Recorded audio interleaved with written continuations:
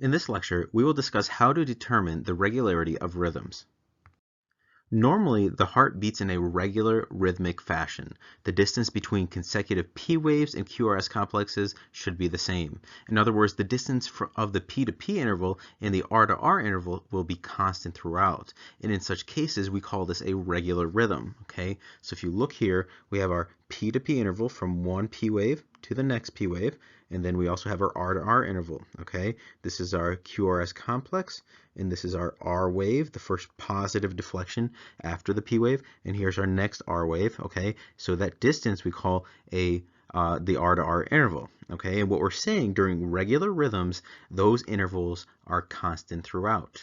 So if you look here, we have a regular rhythm, meaning here's a P wave and here's another P wave, and this P to P interval, okay, will be the same of the next P to P interval. So from this P wave to this P wave, okay, and then from that P wave to this P wave, they will all be the same. So all these intervals throughout will be constant. And that's what we mean by a regular rhythm. And the same thing will be true among the R to R intervals. So from one R wave to the next, so this distance will be the same as from this R wave to the next R wave, and then also the same as from this R wave to the next. Okay, and you'll have that throughout this whole rhythm, and that's what we mean by a regular rhythm. So those intervals are constant throughout.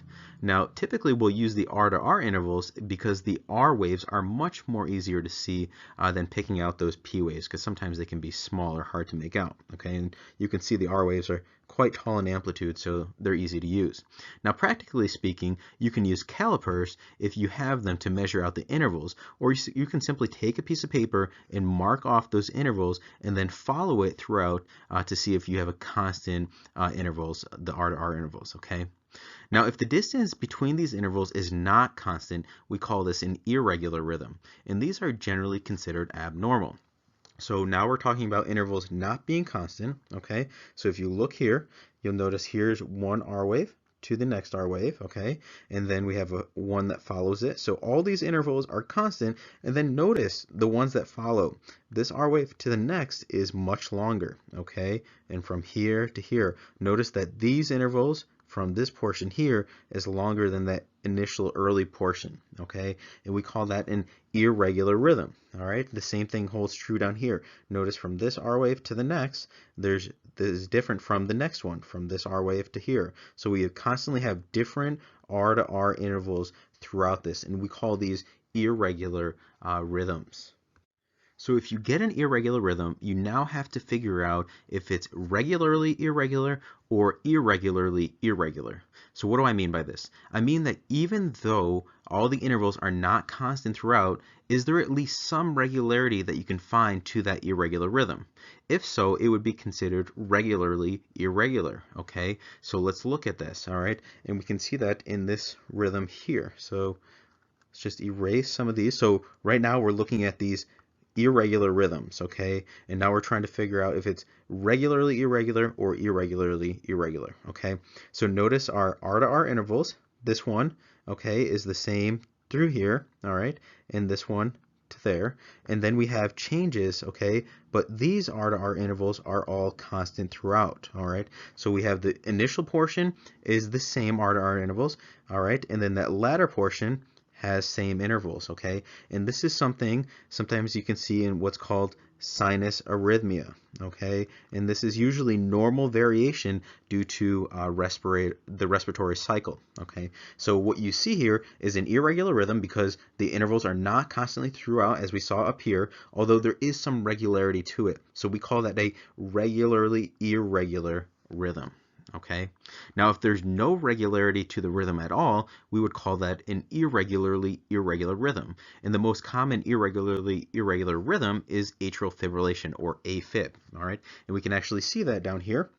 This bottom, notice here's our R to R interval, okay, and notice that the next one's different.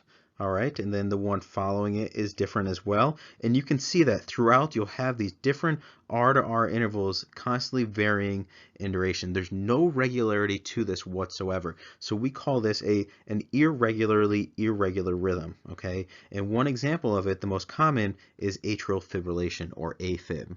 So we also have an algorithm put here that may help you in determining regularity. So again, let's review it. We were looking at the P to P or R to R intervals, okay? If they're constant, yes, then we say it's a regular rhythm. We have no more that we have to go after that.